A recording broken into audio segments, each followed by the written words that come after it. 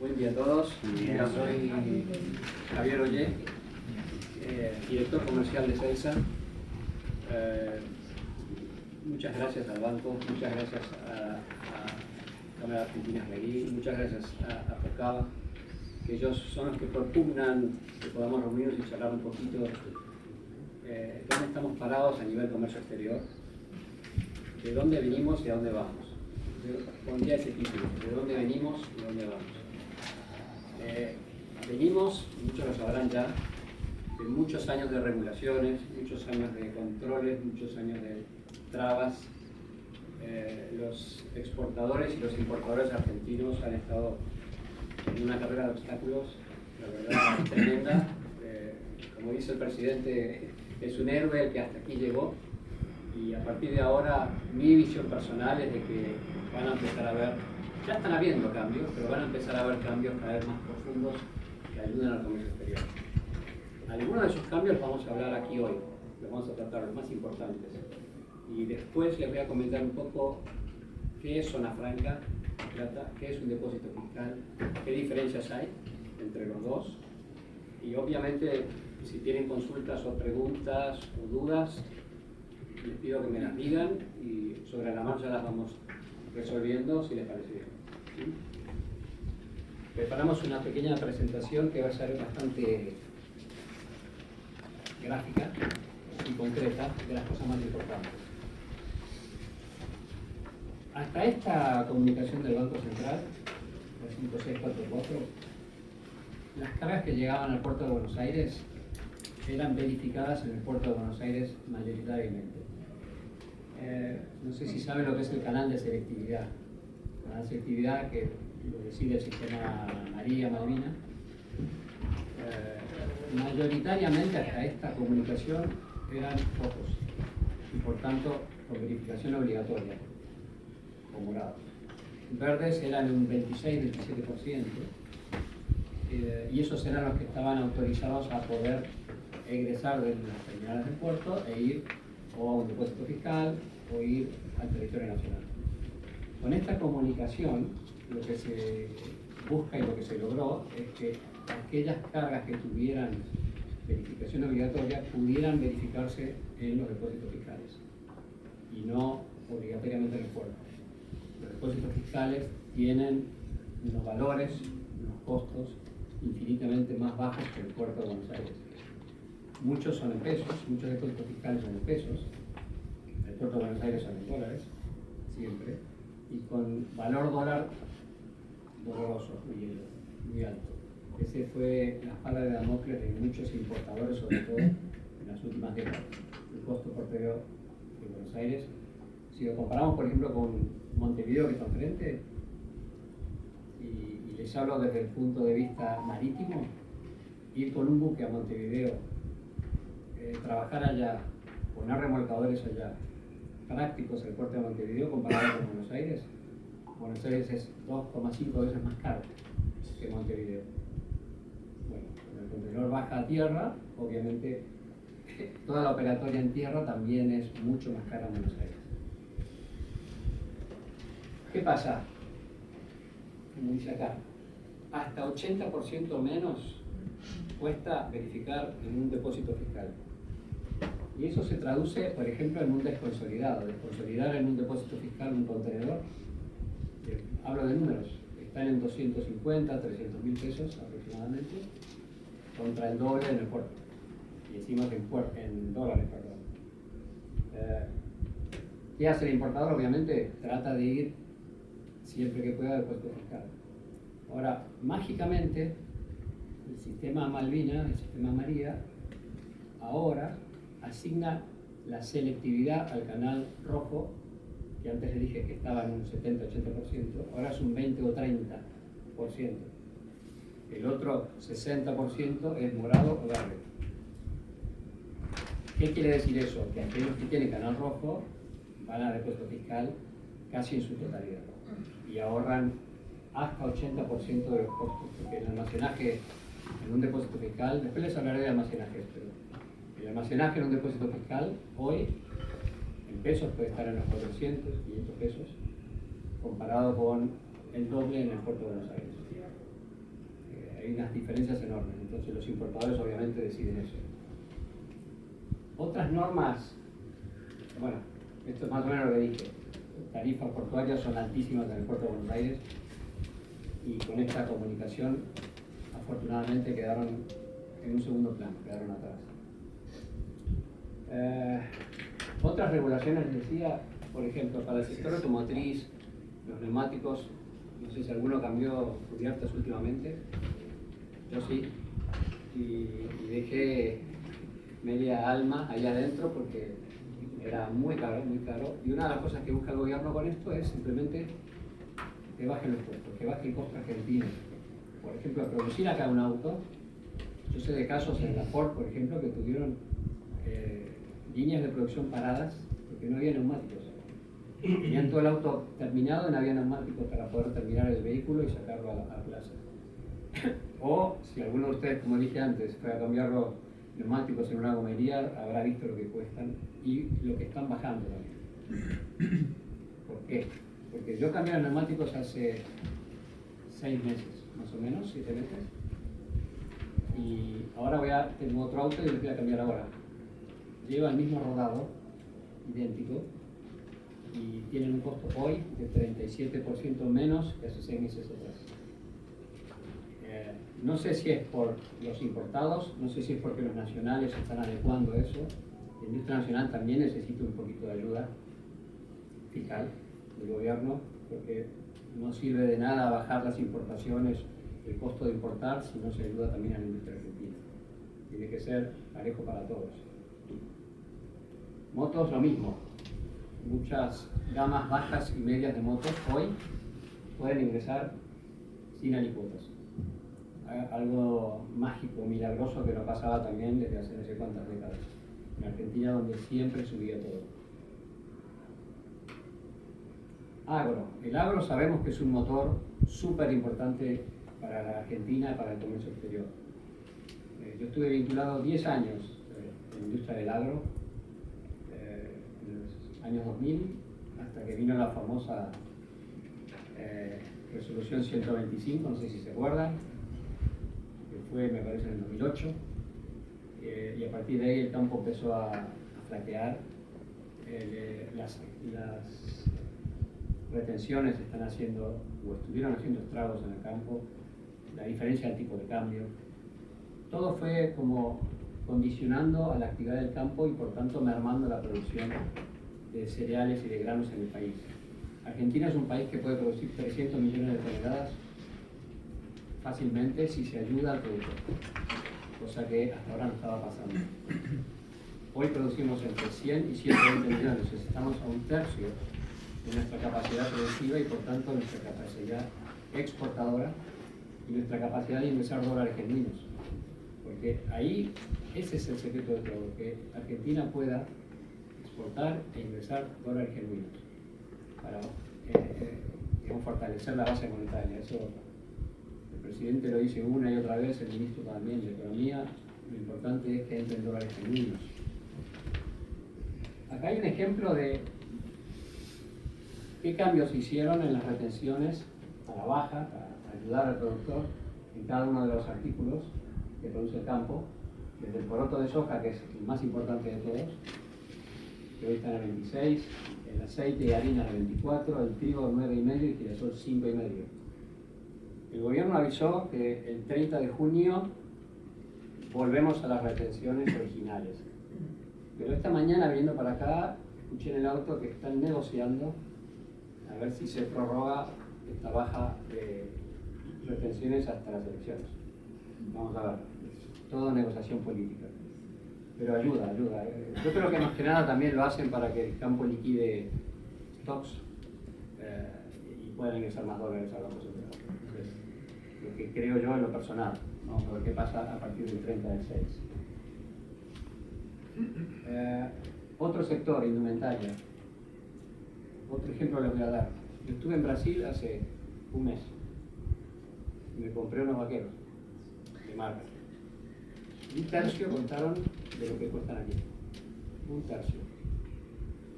Yo no pensaba comprar nada, la verdad, y tuvimos que comprar otra valija para traer las cosas que compramos. Porque hasta los medicamentos, que también fuimos a una farmacia, hasta los medicamentos eran 6 veces más bajos que ahora. Este es un sector en el cual el gobierno se va a meter seguramente, farmacéuticos y laboratorios, vamos a ver, pero la diferencia es pasmosa, es enorme. Con esta medida, vuelvo al ejemplo del principio, está bueno que entren productos con aranceles y derechos más bajos, pero también está bueno que el Estado baje la presión impositiva a la industria nacional. Porque todo tiene que ir agarrado de la mano, no sirve de nada, es como cortarle la pata a una mesa, se va a caer, tiene que ser parejo. Entonces yo creo que en los próximos meses vamos a ver esto, vamos a ver una reducción de la presión impositiva a la industria nacional. Y otra cosa que también decía el ministro es que los márgenes de la Argentina son muy altos comparado con otros países, los márgenes de beneficios son muy altos comparado con otros países, y esto hará que, bueno, se reacomoden los números. Básicamente eso es lo que tendría que pasar, que se reacomoden los números. Les voy a hablar ahora un poquito de Zona Franca de La Plata.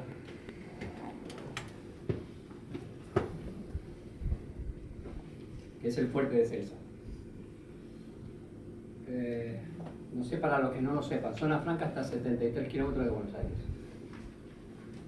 Es como un parque industrial, para que tengan una imagen gráfica, es como un parque industrial y adentro tiene 64 empresas que brindan servicios de almacenaje y algunas cosas más que ahora las vamos a ver. La Zona Franca La Plata está obviamente muy cerca del puerto de Buenos Aires y eso hace que sirva como un buen apoyo logístico para aquellas empresas que quieran hacer, por ejemplo, un stock, un hub de almacenaje, o quieran simplemente no pagar derechos de importación hasta que la mercadería salga al territorio nacional. Porque mientras está en Zona Franca, las cargas no pagan derechos ni gravamen. Esto lo vamos a ver más adelante.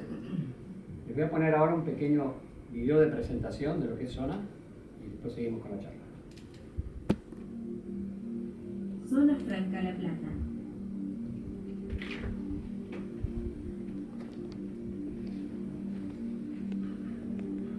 Desde 1996, la Zona Franca de La Plata fue la primera zona franca habilitada en la Argentina. Su primer objetivo consistió en proporcionar a importadores y exportadores soluciones a la medida de sus necesidades en los negocios internacionales.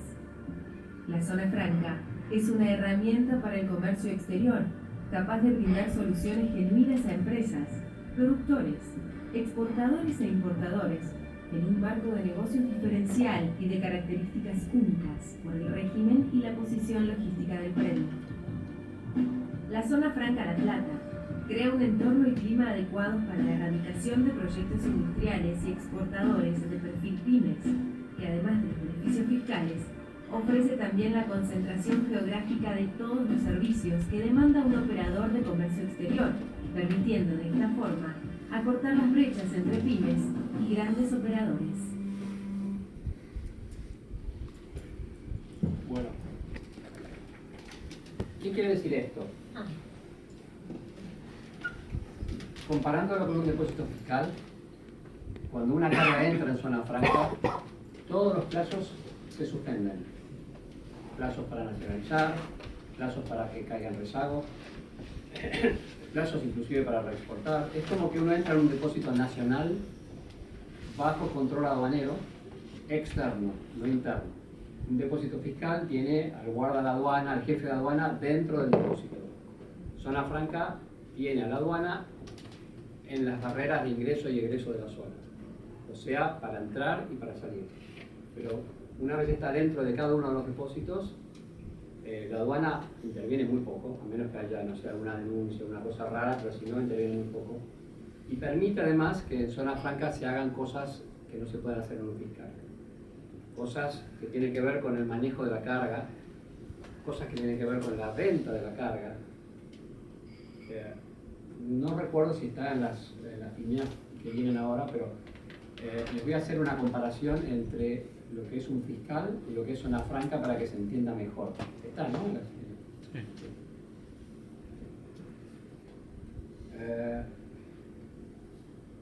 Esto es súper importante. Súper. Esto es lo más nuevo, lo más reciente que pasó, que ocurrió. El Banco Central dejó la comunicación 8226, que tiene que ver con los giros al exterior. Históricamente, el importador argentino podía hacer giros al exterior dependiendo de la, ¿cómo les diría? El permiso político de turno. O sea, no sé si tal vez algunos se acuerdan de lo que eran las de Jai, Sí. en 2012. Ahí empezaron las trabas en serio para poder girar al exterior. Ahí empezaron los controles en serio y ahí empezó la burocracia. Llegaron a poner de Jai para entrar al puerto de Buenos Aires y de Jai para entrar a Zona Franca. Era muy loco. Estas de Jai y las que vinieron después, lo único que hacían era darle al Estado la potestad de decidir quién podía girar al exterior y quién no. E inclusive quién podía importar, básicamente de una forma muy sutil, pero simplemente no la aprobaban la de Jai y se acabó.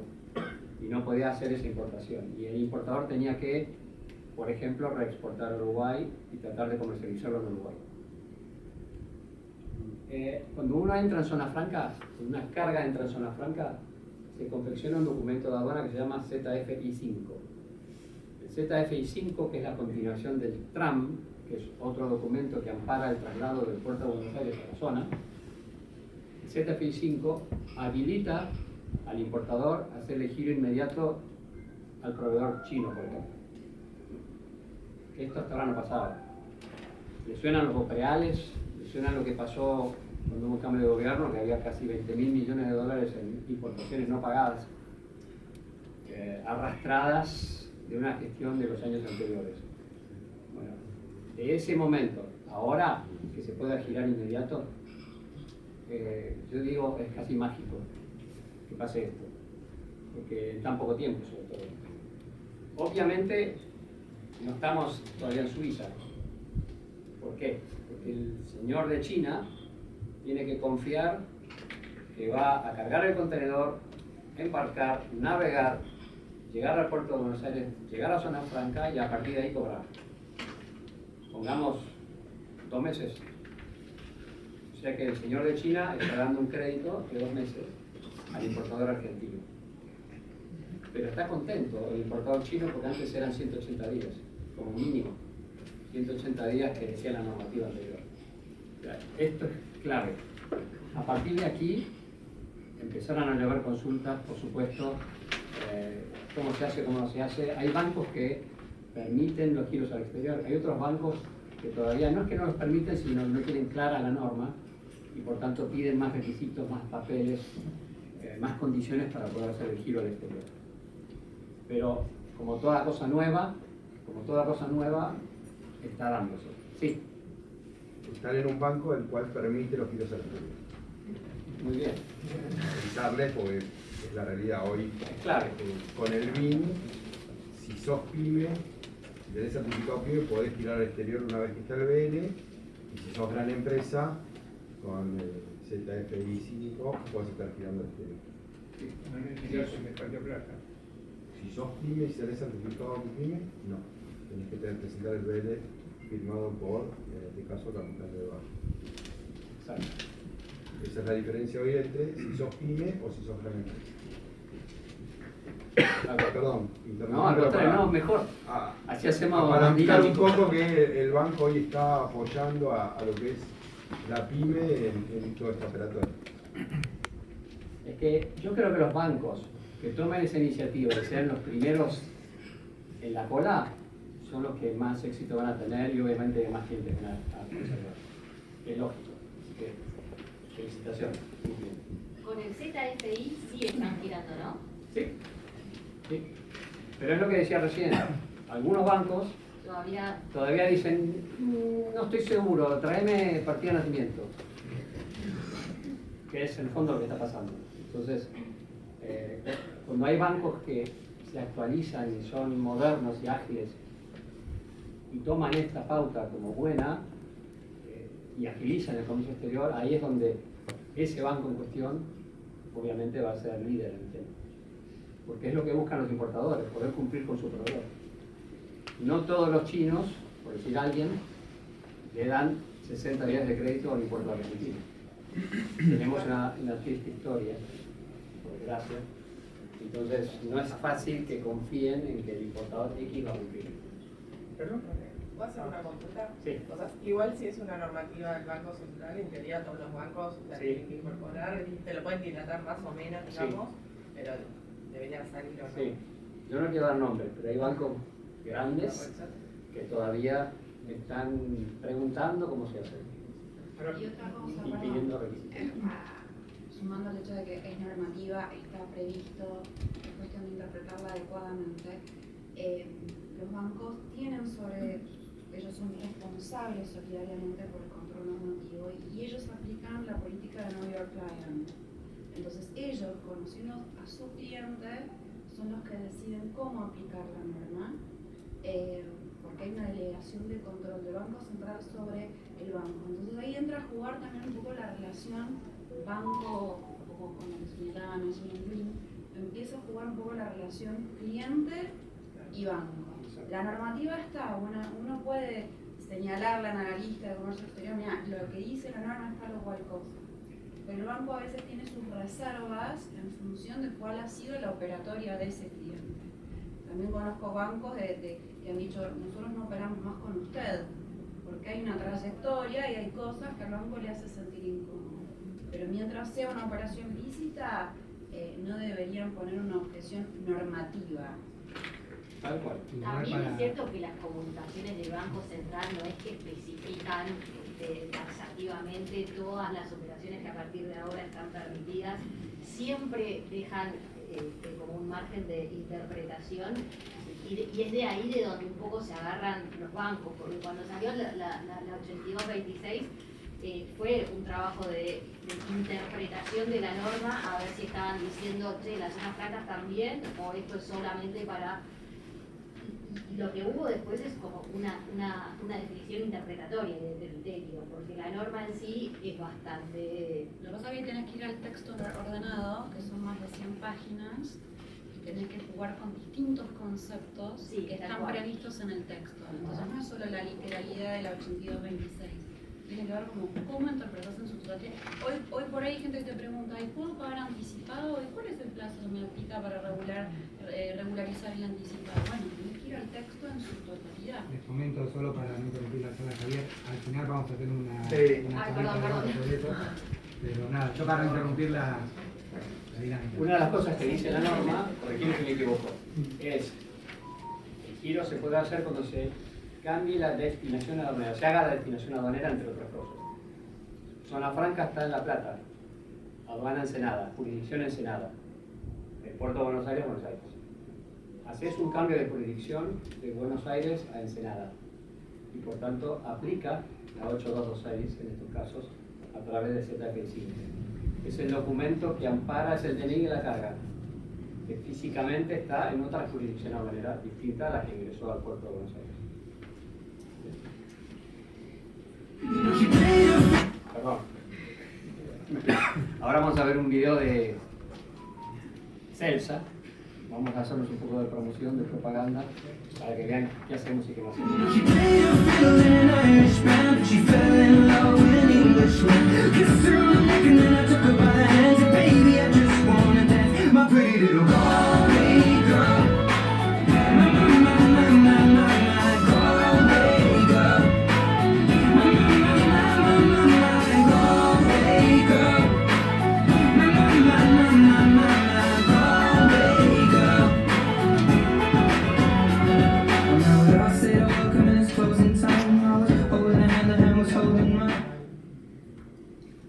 Bueno, como vieron ahí, en zona franca hay distintos depósitos para distintas cargas. Por ejemplo, pueden llevar a zona franca carga peligrosa, pueden llevar a zona franca carga MAT, carga SENASA y carga general. El único condicionante que tiene zona franca es que no hay para carga perecedera refrigerada. Es la única. El resto de las cargas pueden ir todas. Les dije antes que haríamos un pequeño comparativo entre lo que es zona franca y lo que es un depósito fiscal. Por los tildes verdes rápidamente se dan cuenta qué se puede hacer y qué no se puede hacer. Lo más importante, básicamente, es la permanencia ilimitada que les dije al principio. Es la posibilidad de mezclar ingresos en un egreso. Es la posibilidad de parcializar los egresos de un ingreso. Por ejemplo, entré un camión con 1000 bicicletas. Y si yo soy el importador y quiero sacar 100, porque se las vendí a Carrefour, saco 100. No estoy obligado, como en un fiscal, a sacar las otras bicicletas que entró. Javier, En un ¿cuánto? fiscal, Perdóname, Javier, ¿cómo andás? ¿Dónde está? Leo. Ay, ¿Qué te iba a decir? ¿Cuánto los derechos por cuánto pagás? ¿Por los 100 o por los...? por los 100. Ajá. Solo pagás derechos de lo que Por lo sacas. que vas sacando. Sí, nada más. Otra cosa que puede hacerse re importante en zona franca es el último. Dentro de la zona franca, por ejemplo, yo traje las 1000 bicicletas y me salió un comprador argentino que quiere 500, yo las puedo vender en zona franca con factura E. Y el que me compra asume el dominio de la carga y asume también la obligación de pagar los derechos y los gravámenes. Y es el que nacionaliza. O sea, yo hice, entre comillas, el negocio de traerlas y venderlas, saqué un margen y no pagué los derechos. Zona primaria portuaria. No, en zona franca. Ahí directo. Zona franca. En zona primaria no podés. Zona primaria es el puerto, Sí. zona primaria es el depósito fiscal. Nosotros vendemos en zona primaria portuaria. ¿Cuál es zona primaria portuaria? Ahí, yo viste que salgo siempre de puerto. Sí. Pero lo que hacemos es, o entre las quit nuestros, una le vende a la otra sin IVA, o a un importador, al cliente X. Y lo sacás a plaza nacionalizado. Exacto. ¿Quién lo saca a plaza nacionalizado? Pepito, el cliente, o los otros quit nuestros. Pero siempre alguien de ustedes. Sí, a ver, de los 3 quits míos, alguno de ellos le vende al otro, o si no, le vende a un cliente. Okay. Sin IVA, obviamente, ¿no? El que paga el IVA es el Claro, importador. no, el IVA lo paga el que nacionaliza. Pero se hace por la totalidad de la mercadería igual. Que ahí en puerto por totalidad, obvio. Sí, es ilimitado el fraccionamiento. No te van a poner peros para sacar como quieras sacar los fraccionamientos. Después cosas menores como cambiar embalajes o cambiar etiquetados. Si viene, por ejemplo, mal rotulado de origen, se puede reetiquetar en zona franca y sacar lo correcto para que la aduana dé el ok en la verificación de salida. Esas son cosas menores, pero se pueden hacer. Un dueño de carga, un importador, si quiere, puede ir a zona franca, puede estar presente en un operativo de carga o descarga, puede tomar contenido, puede hacer una auditoría. Por eso les decía, es como un depósito nacional, pero no es nacional. Es aduana suspensiva. Y por tanto, tiene un régimen más laxo, aduanalmente hablando, de lo que son los controles. Obviamente, al salir, están todos los controles aduaneros de rigor y todas las verificaciones que correspondan. Pero mientras están en los depósitos, es más laxo. Javier, y una preguntita más comparado con el bendito forzoso de puerto. ¿Cuánto es el costo de tenerlo en tu depósito? Diario, no diario, como vos lo digas. Te vas a asombrar. Dale. 260 pesos el metro cúbico por día. Compará con un fiscal, que antes dije están en 400, 400 y pico. No, no con fiscal, sino contra el circo del forzoso, que no haya nadie... Y es que el puerto te cobran dólares. El puerto te cobran dólares. Te puede salir el doble te puede salir. Varios miles de dólares. Literalmente el doble. Sí. Es muy, Un muy burro brutal. mano armada. Muy brutal. En un fiscal puedes estar 90 días, Sí. pero a partir del día 91, si no te dan la prórroga, tenés que salir. O a plaza, o reexportar, o a zona franca. Y lo tuyo es 260 pesos por día, dijiste, metro cúbico. Contra 400 y pico. Hay nacionales, depósitos nacionales que ya están costando 600 pesos el metro cúbico.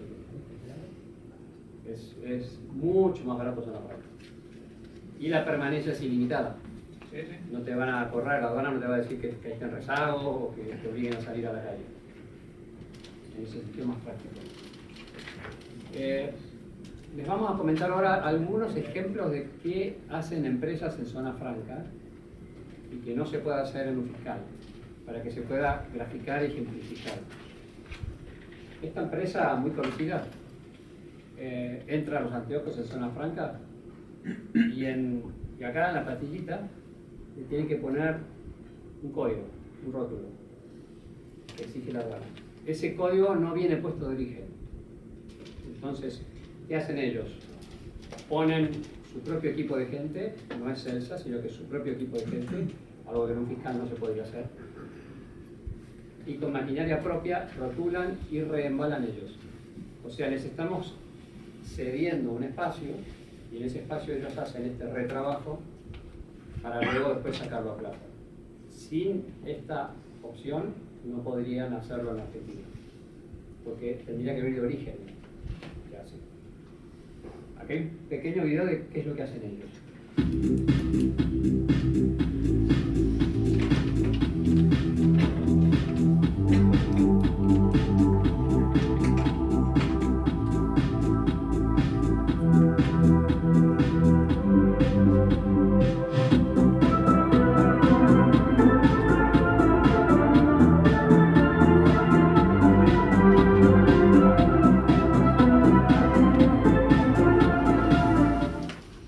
Obviamente la gente externa que vaya a trabajar en zona franca va cubierta con toda la documentación, ARTs, permisos que pide el concesionario de zona franca, y eso se tramita antes. Pero una vez tramitado pueden ingresar de acuerdo a los periodos de tiempo que fueron autorizados, por ejemplo 30 días. Tienen casi más condiciones para entrar que un señor que viene a reparar las chapas del techo del depósito. Pero una vez autorizados pueden operar, en un fiscal no se puede. Otro ejemplo. Esta empresa ingresa a zona franca un montón de contenedores de estos artículos, un montón. En Mercado Libre lo verán con la marca Gatling. Ellos, ¿qué hacen? No saben qué van a vender, no saben. Compran en Oriente generalmente lo que se llama la compra oportunidad. Por ejemplo, lotes que ya están descontinuados y que por tanto tienen un precio bueno. Ellos son especialistas en las compras más que en las ventas. La venta la canalizan casi todas por Mercado Libre, tienen su propia página por supuesto. Pero el éxito de ellos es las compras. ¿Y qué hacen? Necesitan una zona franca, porque de lo que entra a la zona, como no saben qué van a vender, necesitan ese pulmón para luego tomar decisiones. Y básicamente es lo que hacen. Ingresan, por ejemplo, no sé, computadoras, 2.000, 3.000 computadoras, y les surge una venta X y sacan ese lote X. Ellos sacan goteo de zona franca, sacan 2 palets, 3 palets, siempre cosas pequeñas, no sacan camiones enteros. Y siempre lo sacan en función de cómo les está yendo con las ventas. Y son un éxito. La verdad, como pone ahí, son el número 1 en Mercado Libre en cuanto a ventas producidas. Esto es un poco lo que les decía recién, pero aplicado a grandes empresas. No sé, por ejemplo, una marca de zapatillas. Una marca de zapatillas que tampoco sabe qué va a vender, pero por contrato están obligados a la compra a Indonesia, por ejemplo, de 60 contenedores de pares de zapatillas para que vengan a la Argentina. Y por contrato las tienen que comprar y las tienen que traer. Cuando ellos hacen esos contratos tan grandes, que inclusive abarca a otros países de Sudamérica, no saben realmente acá qué va a pasar porque estamos en Argentina. No lo saben. Entonces, ¿qué hacen? Lo utilizan de hub logístico. Lo utilizan para hacer un gran consolidado de cargas para luego sacarlas a plaza a medida que vayan vendiendo. Se verá el ejemplo que vimos antes. Y también venden en zona franca. Bastante. Entonces, otro ejemplo que no se podría hacer en un depósito fiscal. Es el mismo caso. O sea, un depósito fiscal además a los 90 días, acuérdense, hay que salir. Otro ejemplo más. Ahí está la marca. Yamaha.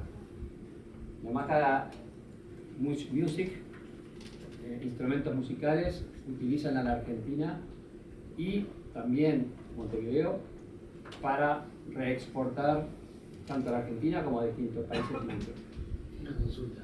¿Ustedes cuentan también con la logística de camiones y eso para sacarlo o esa logística la tienen que darla? Nosotros podemos recomendar transportistas, ATAs, despachantes, agentes TRAM, pero no lo hace el depósito. Eso lo brinda la ¿Y por qué? No es caprichoso. El depósito se responsabiliza del ZFI 5. O sea, una vez llega al gate de ingreso de zona franca, ahí el depósito, CELSA o cualquiera de los depósitos, toma la responsabilidad aduanera y legal de esa carga. Pero no la toma hasta que llega ahí. Y además, no te olvides, puede llegar de Chile, puede llegar del puerto de Buenos Aires, puede llegar marítimo Montevideo, ir a Texplata y en Texplata llevarlo después a zona franca. Entonces hay varios canales logísticos por los cuales puede llegar la carga a zona franca. Pero no lo hacen los depósitos. No, pero sí permiten, como decía antes, sacar fraccionado. Sí. Como mandar la cantidad de vida. Sí, totalmente. Y de vuelta, todo lo que sea recomendar profesionales, sí. Conocemos gente que trabaja hace años re bien con zona franca y son súper recomendados. Ahí CELSA no interviene, simplemente los ponemos en contacto y ellos hacen la gestión y acuerdan los números, CELSA no interviene. ¿La salida, Javier, puede ser en palets convencionales o tiene que ser sí o sí en container? Si No, quiere no. sacar completo. No puede ser en contenedor directamente. Ah, directo, mejor todavía. Tiene que ser camión. No, mejor todavía. Porque no podés, el código dice que no podés usar el mismo medio transportador. Ajá, Y el contenedor es el mismo medio transportador con el que entra. claro. Entonces tiene que salir en camión. Sí, sí. Carga suelta, paletizada. A veces tuvimos egresos de 15 camiones de un saque de carga, pero siempre cargada a camión y de camión a la calle. Es más, la aduana tiene que verificar el egreso. En un contenedor no lo puede verificar. ¿Por qué? Porque simplemente no tiene laterales. Un camión, un semicolona, por ejemplo, si quieren, lo verifican, lo abren, lo pueden hasta desconsolidar, cosa que no suelen hacer. Sí, sí. Pero el camión es más verificable. ¿Y cuánto habías dicho de comparación de verificación comparado con puerto? ¿Qué diferencia de costo tenés? ¿De verificación? La de canal rojo. ¿Cómo? De cuando tenés canal rojo. Mira, en el puerto, no me acuerdo ahora el número, pero me parece que estaban aproximadamente en los 350 o 400 mil pesos. Exacto. Y en zona franca no llega a 100 mil. Mirá vos. Es mucha la diferencia. Mirá vos. Mucha. Bueno, les decía, esta empresa lo que hace es, utiliza Buenos Aires y Montevideo para simplemente recibir y después reenviar de acuerdo a las ventas que van generando. Y mandan además a países limítrofes, mandan a Paraguay, mandan a Chile, o sea, utilizan zona franca Montevideo, zona franca Buenos Aires como un trampolín, básicamente, y venden por supuesto en Argentina. La empresa esta que les dije recién recibe mucha carga con enchufe no homologado en la Argentina. Y por esa tontería puede no salir a plaza cuando lo verifiquen en la salida de zona franca. Entonces, ¿qué nos piden? Cambiar los enchufes. Tan simple como eso, cambiar los enchufes. Hay otros artículos que tienen las baterías chiquititas, que son consideradas peligrosas. También hay que sacar esas baterías para que cuando llegue al punto de verificación pueda salir y la aduana no lo frene. No lo frene o no lo multe inclusive, porque pueden haber multas de 1 a 5 veces el valor del FOB, o sea, no es broma. ¿Y qué hacen con las baterías? Se desechan. Se Esto- hace... Y esto también. ah, Sí, porque si no... ¿eso lo hace CELSA como depósito? Sí, si no quedaría un stock remanente Claro, por eso. que no sabemos. Por ejemplo, suponete que en 5 años la aduana dice, vamos a auditar todos los depósitos y todas las cargas que tienen los depósitos en zona franca. Y va a haber un sobrante. Claro. ¿Y esto se ingresa también con ZFI? Sí, Esto forma parte del ZFI 5. claro. Bueno, claro. Lo que pasa es que muchas veces ni se declara, Claro. porque en otros países no es un elemento de control como para que no pueda salir a plaza. Acá sí. Pregunta tonta, ¿y la ficha la tenemos que exportar a zona franca? ¿Exportar? ¿Cómo la meto dentro de la zona franca la ficha? ¿Vale? Justo. Voy a levantar la mano para entrar. Muy bien. Perdón, él es Porque jefe de nosotros, depósito claro, de... electrónica, lo que es electrónica industrial no tiene problema, pero lo que tiene electricidad sí tiene problema, va a tener que pasar por un proceso de cambio de fichas, por ejemplo. Y si son 2.000 productos, son 2.000 fichas. Sí. Y las tengo que exportar ahí adentro. Sí. El tema de... Perdón, te presento. Él es Alejandro, es el jefe de depósito de Zona Franca y hoy nos visita, por favor. Necesitaba yo, justamente, si había alguna duda, tener a quien preguntar. Lo del tema de enchufes y demás, por ahí, este tipo de casos ya viene adaptado a lo que es el producto en sí. No es necesario, pero por ahí cargadores con USB para tablets, celulares y demás, ha pasado de que los declaran en paralelo a lo que es el producto en sí, la tablet o el celular. Entonces eso va a quedar en stock hasta tramitar la destrucción. En este caso sería distinto porque, bueno, obviamente sería cortar el cable, añadir. Particularmente no recuerdo, desde que estoy, que lo hayamos efectuado nosotros este trabajo. Javi hablaba de una empresa importante de instrumentos musicales y mandaban personal ellos como para adecuarlo, porque obviamente no se lo pueden cintar así. Así no, iban con una máquina especial y se encargaba personal de la empresa de llevar adelante el retrabajo. Con respecto a la pregunta que hicieron, el tema de los enchufes, no es necesario que llegue con la mercadería como para hacer el cambio en zona franca. Pueden contar con los mismos, el importador, y hacerlo llegar a zona franca por un paquete, por Mercado Libre, o lo llevan a las oficinas Honduras y alguien de ahí nos los trae a nosotros para hacer el retrabajo. No necesariamente tiene que venir el enchufe argentino, tiene que venir con la carga. Se puede hacer llegar por afuera, ¿se entiende? Es un bulto chico, además. Generalmente son bultos chicos. Sí, hemos hecho reprocesos de caso de Dorinca, etiquetas o reacondicionar mercadería de más de 2.000 unidades. O sea, podés venir como hicieron con Ray-Ban, con las etiquetas, podés venir con los enchufes, vos hacer el retrabajo y eso no lo tenés que hacer, lo que contabas ahora, si hay que como exportarlo o importarlo o de alguna manera hacer un trámite para ingresarlo a zona franca. No, ¿hablas de las etiquetas y los enchufes? Sí. No, de hecho, las etiquetas, yo creo que en el 100% de los casos, ¿no? Debe haber algún... Sí, las etiquetas calculo que entran por expediente o algo Sí, así. pero lo que iba a decir es, alguno tal vez nos encarga a nosotros que imprimamos las etiquetas, pero no es muy habitual. Lo habitual es que nos las manden, porque además tienen una codificación especial, tienen un tamaño específico, en muchos casos no puede abarcar un espacio menor del que está asignado. Entonces ellos saben, por ejemplo, los agroquímicos muchas veces hay que reetiquetarlos por esto y la mandan ellos. También igual para estos casos existía el certificado de tipificación, ¿no es cierto? ¿Existía? El certificado de tipificación para zona franca, que también, en el caso de que sea un volumen, otro tipo de adecuaciones más importantes, grande, que también se puede hacer por esa forma.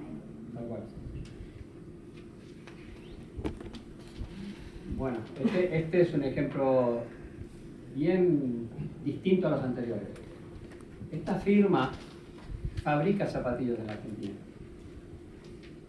pero tiene distintos proveedores de lo que hace falta para fabricar la zapatilla.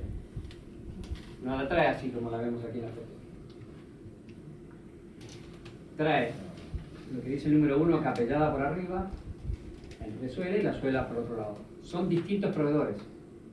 Esos proveedores, que están en distintas partes del mundo, le dicen a la empresa, te mando 16 contenedores de capelladas.